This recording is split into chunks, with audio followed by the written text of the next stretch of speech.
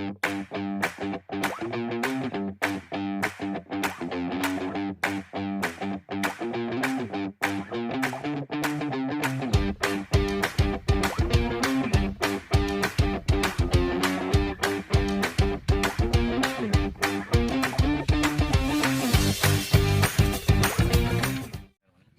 warahmatullahi wabarakatuh.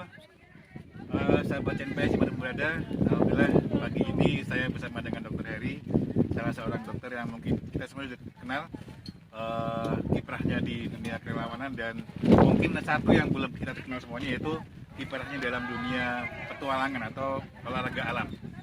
Nah, saat ini saya ingin berbagi dengan rekan-rekan semuanya tentang pentingnya kesehatan dan pentingnya beraktivitas di alam. Baik, Assalamualaikum dok. Waalaikumsalam warahmatullahi wabarakatuh. Ini kesempatan pertama kali kita bisa berdiskusi ya. Ya, siap. Karena kebetulan kita mengadakan kegiatan bersama. Dok, bisa dijelaskan atau bercerita sedikit tentang olahraga alam itu apa aja ke teman-teman semuanya? Oke, terima kasih Pak Bambang ya. Terima kasih atas kesempatan yang diberikan. Jadi seperti yang sudah diperkenalkan tadi, saya adalah Dr. Heri. Saya adalah seorang dokter umum yang setiap hari selalu berinteraksi dengan pasien dan berinteraksi bagaimana agar kita sama-sama jaga kesehatan, tidak hanya dari kita tetapi juga masyarakat, menyehatkan mereka tidak hanya dari segi kuratif atau pengobatan, tetapi juga kita melihat kesehatan mereka harus juga dijaga dari segi preventif ataupun pencegahan juga. Nah, salah satu kemudian kegiatan yang terutama ya saya lakukan dan rutin kita kerjakan itu adalah kegiatan bagaimana kita berinteraksi di alam, Pak ya. Nah, jadi ternyata sebagian besar ya kegiatan-kegiatan yang kemudian diminati oleh orang-orang perkotaan, masyarakat metropolis itu adalah bagaimana mereka bisa back to nature ya, kembali kepada alam. Berbeda dengan orang yang kemudian berada di pedesaan, mereka akan mencari suasana baru di mana mereka camping ataupun kegiatan rekreasinya itu adalah di daerah perkotaan. Nah, kita ini terbalik. Orang-orang perkotaan, orang-orang perkantoran dan metropolis itu biasanya mencari alam, tempat yang kemudian bisa menawarkan situasi yang baru daripada kegiatan monoton mereka di sehari-hari di rumah, yaitu dengan beraktivitas di lingkungan sekitar ya. Nah, untuk berkegiatan di alam sebenarnya kegiatannya banyak Pak Bambang ya. Jadi kegiatan yang sering kita lakukan di sini adalah kita melakukan kegiatan pendakian atau hiking ya. Tidak jarang juga kita melakukan kegiatan kemah ya, di mana dalam setiap kegiatan kemah itu seperti yang hari ini kita kerjakan juga, itu ada kegiatan games ya, ada kegiatan outbound yang masing-masing daripada kegiatan tersebut adalah bagaimana kita bisa melatih kebugaran tubuh ya. Ada juga kegiatan yang lain seperti mungkin kegiatan di alam laut ya, kegiatan kita menjelajah hutan ya, sehingga kegiatan ke alam ini tidak hanya terfokus pada kegiatan mendaki ya. Jadi apapun kegiatan yang kita melakukan interaksi dengan alam, itu kita sudah melakukan kegiatan yang istilahnya itu adalah berolahraga juga, melatih kebugaran dan melatih fisik juga di alam. Ya. Seperti itu. Benar, tadi sempat disebutkan orang kota hiburannya biar lebih stres itu menuju ke alam ya, bisa ke gunung, ke laut, kemana-mana. Yeah. Nah, selama ini kan kita berpikir untuk kesana itu kan perlu apa yang perlu kita siapkan, terutama dari sisi kita kesehatan kan, biar ketika kita mendaki atau kita ke laut atau dan sebagainya ke alam, itu kita bukan bisa merefresh kita, malah bisa menyegarkan fisik kita, pikiran kita, harus seperti apa gitu. Ya, betul sekali ya. Jadi sebagai sebuah analogi atau perbandingan ya, jika kemudian kita berkegiatan di daerah perkotaan ya dengan lahan yang terbatas, biasanya kita melakukan kegiatan olahraga di lapangan ya. Kita berlari ya, sebelum berlari pun kita harus melakukan persiapan berupa pemanasan ya, menggunakan pakaian yang menyerap keringat, itu pun juga sama ya. Tetapi mungkin saat kita sudah terlalu terbiasa ya, mungkin ada yang berolahraga fitness gym ya, suasananya ya adalah suasana ruangan tertutup seperti itu ya, betul. Ada juga yang kemudian berolahraga di lapangan. Ya mungkin setiap pekan mereka ke sana ya.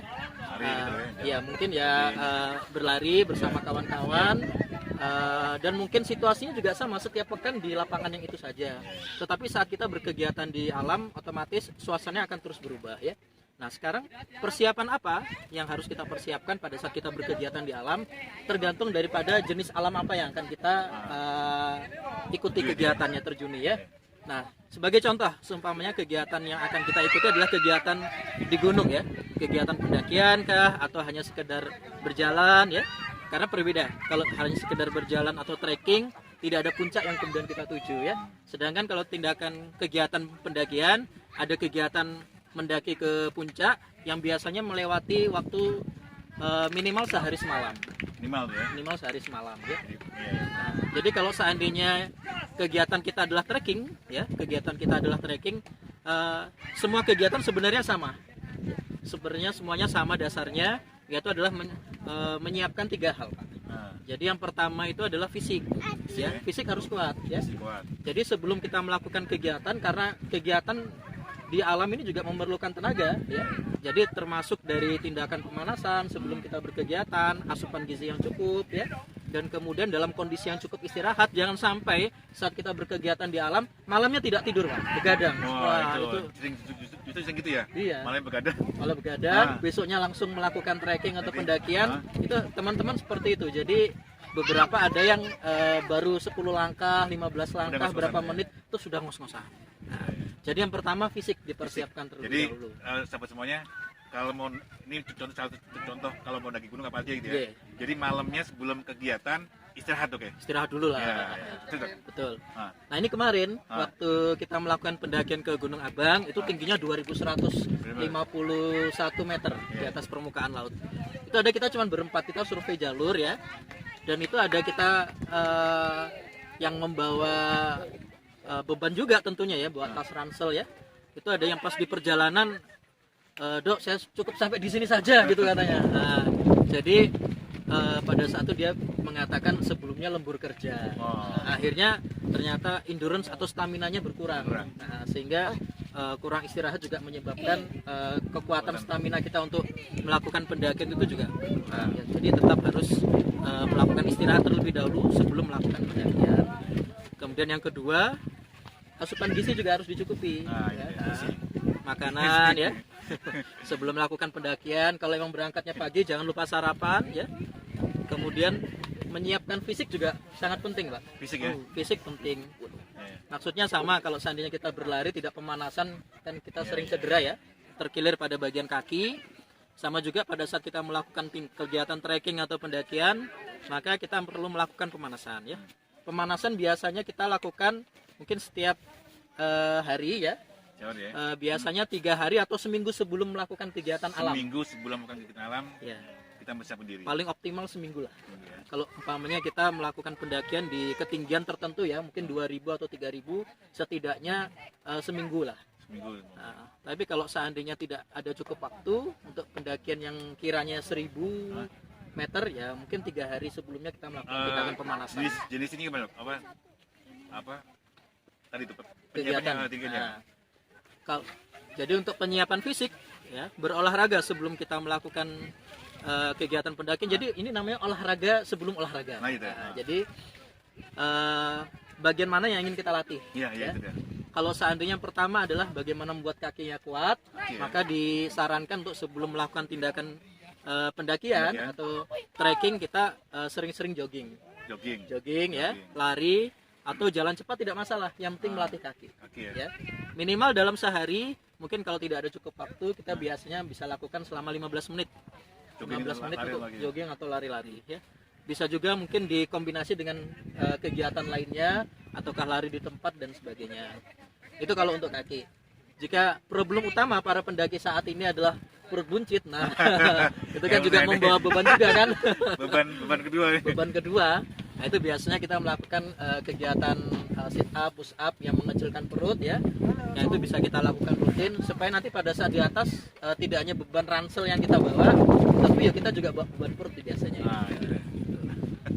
Nah, itu kalau umpamanya kita ingin melatih daerah-daerah organ kita ya. Nah, biasanya selain kedua itu, yang ketiga adalah kita perlu melatih juga stamina. Nah, melatih stamina ini tergantung daripada berapa sering kita melakukan olahraga. Jadi kalau seandainya hanya insidental, seminggu mau mendaki, seminggu sebelumnya baru kita melakukan kegiatan olahraga, nah itu tidak insidental. Tapi kalau kita melakukan terus-menerus ya, melakukan kegiatan untuk pelatihan otot ya, itu akan membuat stamina kita juga akan menjadi lebih meningkat. Meningkat. Jadi mendaki tidak mendaki, melakukan kegiatan di alam ataupun tidak, kegiatan pemanasan atau pelatihan pelemasan otot itu juga harus setiap hari dilakukan. Tindakan yang seminimal mungkin seperti push up dan sit up, ataupun kegiatan lari di lapangan, termasuk yang kegiatan yang berat, kita sesuaikan terkait dengan waktu yang kita miliki di rumah. Ya. Gitu kan. Terus tadi udah disiapin nih, kita mungkin bisa ngelihat nanti videonya ketika Dokter Heri dan rekan-rekannya mendaki Gunung Abang gitu. Gunung Abang dan gunung-gunung yang lain. Ya. Ini luar biasa. Jadi memang perlu persiapan fisik dan juga selain mental ya, kita fisik juga, karena mentalnya kuat, semangatnya membaca, fisiknya kuat. Jadi 10 menit baru jalan udah berhenti. Gitu. Itu bisa dilanjutkan. Oke, itu tadi yang pertama. Jadi ada 3 hal yang perlu kita persiapkan. Yang pertama adalah fisik. Nah, kalau seandainya fisik kita sudah bugar, alhamdulillah ya, kita mau berkegiatan apapun sebenarnya tidak perlu kegiatan alam, maka kita akan menjadi lebih nyaman. Sebenarnya bukan syarat wajib kemudian kita kalau nggak melakukan kegiatan pemanasan kita nggak boleh mendaki, bukan. Itu sebenarnya untuk kenyamanan kita pribadi dan kenyamanan bersama. Kalau seandainya kita tidak melakukan kegiatan persiapan, bisa jadi pada saat melakukan kegiatan kita berhenti di tengah jalan atau malah menyulitkan rekan seperjalanan kita ya. Bisa banyak ini kalau banyak hal yang akhirnya terhambat ya, karena perlu menolong orang yang sakit jadinya kan, seperti itu. Itu yang pertama, fisik. Yang kedua tentunya adalah peralatan. Nah, jadi pada saat kita melakukan kegiatan di alam, jangan sampai kemudian mendaki gunung pakainya sendal jepit. Nah, itu medannya kan berbeda. Pada saat kondisi hujan, kemudian jalanan licin, kalau kita pakai sandal jepit, salah langkah sedikit kan kita akan terpeleset. Nah, itu bisa menyebabkan cedera kaki yang kalau kita ambil untung ruginya lebih banyak ruginya. Karena kita tidak bisa melanjutkan perjalanan, kaki terkilir, tidak nyaman dengan teman. Bahkan sempat kemarin bukan karena tidak melakukan kegiatan pemanasan atau ini ya, cuman memang ada salah satu rekan pendaki kita yang memang ada sedikit kondisi yang sedang kakinya agak bermasalah ya. Jadi itu pun meskipun sudah mempersiapkan diri, cedera di gunung, cedera di kegiatan alam itu sangat mungkin terjadi. Apalagi kita tidak mempersiapkan diri. Nah, itu. Jadi kalau mau kegiatan alam, jadi kita mesti menyiapkan segala termasuk fisik lagi ya. Fisik, peralatan ya. Nah, untuk peralatan ya tadi tergantung medannya. Kalau umpamanya perjalanannya kita menanjak, kondisinya dimungkinkan hujan, maka jangan pakai sandal jepit lah seperti itu. Atau kemudian berkegiatan di tempat yang dingin, yang rentan hujan, biasanya kita tidak perkenankan untuk memakai celana jeans. Karena dia menyerap air, susah keringnya. Jadi kalau seandainya memakai pakaian yang quick dry atau cepat kering, yaitu sekarang kalau kita lihat harganya sudah murah, terjangkau, banyak sekali lah kita bisa melihat ya. Jadi alasan untuk tidak memakai pakaian yang quick dry itu saya rasa sudah tidak tepat. Jadi kawan-kawan kalau ingin melakukan pendakian atau kegiatan di alam, pakai pakaian yang quick dry atau cepat kering supaya nanti tidak pada kondisi yang dingin, sedangkan kondisi basah baju kita tidak kering. Nah, itu kita bisa menyebabkan hipotermia namanya. Kondisi di mana kita suhu tubuh itu tidak bisa menyesuaikan diri. Seharusnya kan tubuh ini punya namanya homeostasis. Jadi pada saat kondisi dingin tubuh kita akan menyesuaikan suhu supaya hangat. Nah, betul. Atau kondisi panas maka kita akan menyesuaikan suhu kita supaya sesuai dengan kondisi sekitar. Tetapi kalau kondisi tubuh kita kedinginan, pakaian kita basah, itu yang bisa terjadi hipotermia, suhunya turun drastis, kita bisa kedinginan. Bagian fatal dari kedinginan kita bisa sampai yang kemudian menyebabkan kematian. Seperti itu. Itu jadi dari peralatan. Dan tadi kan kita nggak boleh pakai ini dok, nggak boleh pakai sendal nih. Iya. Pakai apa? Pakai kan banyak yang kita lihat tuh pendaki pakai sendal gunung, atau pakai sepatu kalau kita ini. Baiknya seperti apa? Jadi untuk sepatu ataupun sendal gunung tetap harus dilihat Treknya. Ya? treknya. Oh, Kalau seandainya treknya berpasir, Hah? biasanya kita pakai sepatu. Sepatu ya. Sepatu. Karena khawatir nanti pasirnya itu kalau seandainya kita pakai sandal gunung, Ah, dia akan masuk ke oh, bagian bawah bawah kaos kaki kaki kita. dia, Oke. iya. Dan itu kan tidak nyaman sebenarnya. Betul, betul. Atau kalau seandainya kita kaos kakinya agak tipis bisa melukai bagian telapak kaki kaki kita. Nah, tapi kalau jalurnya santai trekking pakai sandal gunung tidak Nggak masalah. masalah ya. Atau kalau seandainya daerah gunungnya kemudian tidak berpasir, jalurnya menanjak santai gitu, santuy, pakai sandal gunung juga tidak Nggak masalah. masalah ya. Sehingga salah satu hal yang bisa menjadi pegangan utama kita sebelum mendaki adalah pengalaman ataupun informasi pertama tentang Masih gunung tahu itu. treknya seperti apa Harus nih? tahu treknya Ya, seperti itu. Treknya seperti apa? Sehingga kita bisa mempersiapkan peralatan apa yang perlu kita bawa ya. Oke. Nah, itu yang kedua ya. Peralatan ya. Nah, yang ketiga tentunya adalah tekad ya, Wah, ini ya, kemauan. tekad Nah, Kalau tanpa tekad nggak bisa naik berarti ya. betul sekali. Jadi kita beberapa kali ya Ah, melakukan kegiatan pendakian bersama, mohon maaf, orang-orang yang mungkin jarang sekali melakukan olahraga. oh, Jarang sekali melakukan olahraga dan ingin sekali melihat view yang bagus di atas gunung. Nah, oke. itu. Jadi lihat view aja gitu. Lihat view, tetapi selama di Persiapannya. rumah tidak pernah olahraga, tidak pernah berkegiatan. Itu sebenarnya tidak masalah ya. Asalkan dalam melakukan pendakian bersama orang-orang yang memang sudah sering untuk melakukan pendakian di sana, sehingga tidak terburu-buru dalam melakukan pendakian dan sebisa mungkin sebelum melakukan pendakian melakukan persiapan terlebih dahulu seperti tadi. Nah, tetapi ada beberapa yang kita lihat persiapannya sudah ya, melakukan olahraga fisiknya sudah ya, tetapi sampai di jalan ternyata sudah tinggalin aja aku di sini gitu katanya ya. Jangan, nggak usah lah, tinggalin aja, Ya, itu nggak dia. apa-apa. Lah, kita mikir juga ini, Iya. ya kalau gunungnya rame, kalau sendiri kita tinggalkan juga, Hilang. nah, kita nggak tahu Iya. juga ya. Belum lagi kondisi kalau gelap, hujan, dia sendirian. Nah, kita tidak pernah melakukan pendakian meninggalkan teman itu, kita tidak pernah. Kenapa? Karena kalau seandainya terjadi sesuatu, kita akan bertanggung jawab secara penuh terhadap keselamatan tim. Karena satu tim itu ya. Satu tim itu tadi. Nah, jadi yang perlu dilakukan adalah tidak masalah berjalan lambat. Nah, tidak masalah berjalan lambat, mengatur ritme supaya kita bisa nyampe tujuan secara bersama-sama. Jadi tidak perlu ada yang ditinggal ya. Lagi kakak di sana. Oh iya. Ya. Iya, iya, iya. Jadi berat badan saya ini ada 70, Pak. Ini boleh ya. Ya. Pernah ada yang sampai berat badannya 90. Naik juga. Nah, tuh naik. Jadi kita tidak masalah. Enggak, aduh saya tinggal saja di sini. Enggak. Jalan aja pelan. Jadi kita pernah yang tiap 5 langkah sekali berhenti tidak masalah. Gitu ya. 1 2 3 4 5 berhenti enggak masalah. Yang penting Yang penting bisa nyampe di atas semua. Yang penting jangan ada kesan meninggalkan teman dan bukan tujuannya nyampe cepat, tetapi bisa nyampe bersama-sama. Kalau nyampenya cepat, kondisi orang beda-beda. Tapi kalau umpamanya nyampe bersama-sama, pasti semuanya bisa naik ke atas. dan beda ini ya, beda suasananya berbeda pasti ya. Iya, saat bersama. Lah maksudnya nyampe bareng-bareng di puncak bersama-sama itu Tentu. betul. Apalagi dengan teman sependakian yang sudah Iya. sering ya. Pernah kita dengan teman yang istilahnya mendakinya lambat sekali, Pak. Tapi sebenarnya itu sebuah keuntungan tersendiri. Nah, Kenapa? Karena kita lebih tidak lelah. nah, Kalau kita terburu-buru cepat gitu, Malah cepat ini ya. lelah. kecuali kalau memang sudah terbiasa, Sudah mungkin terbiasa. nggak masalah ya.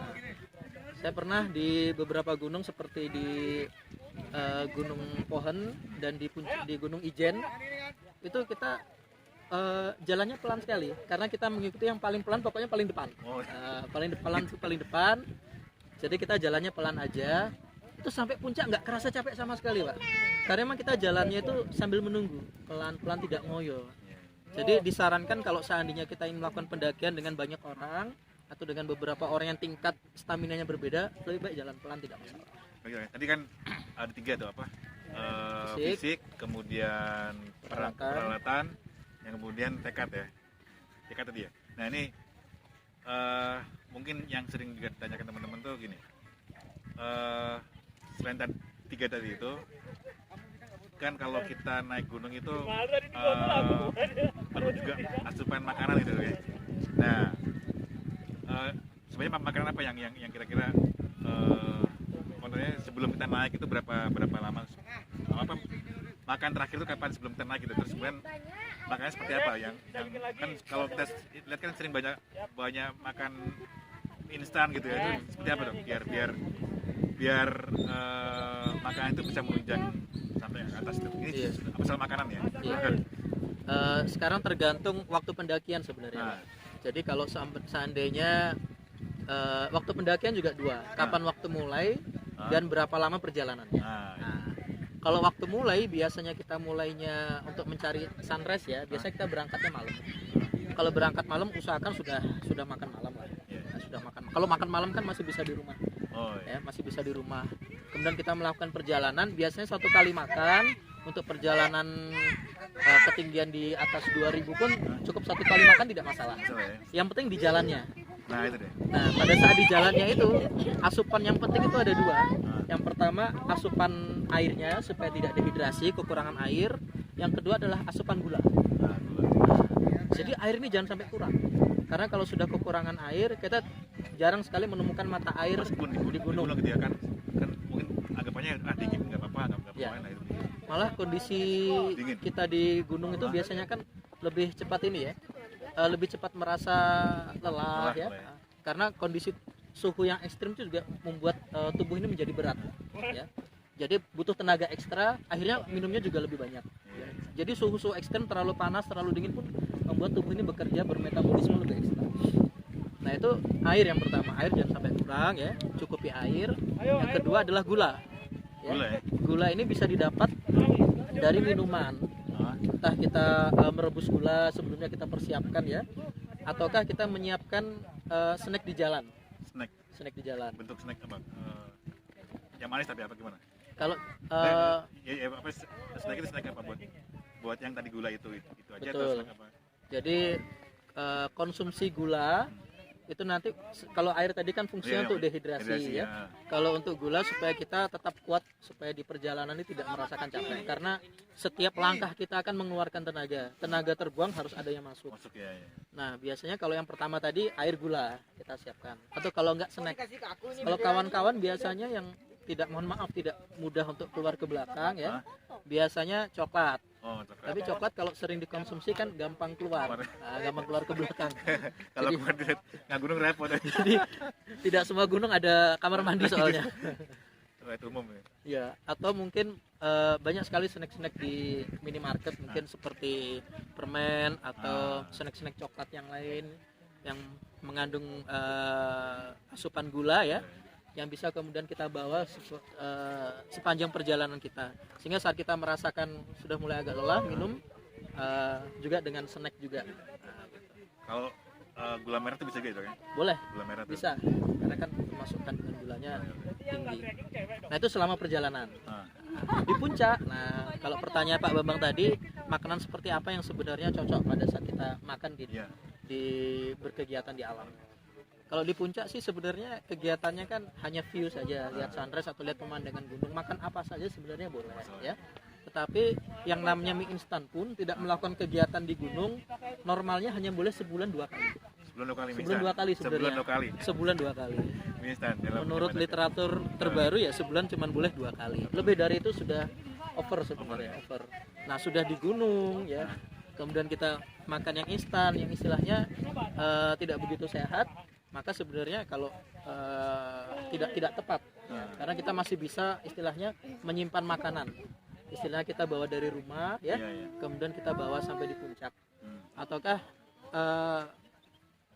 masih lebih mending roti sebenarnya, Pak. berarti ya.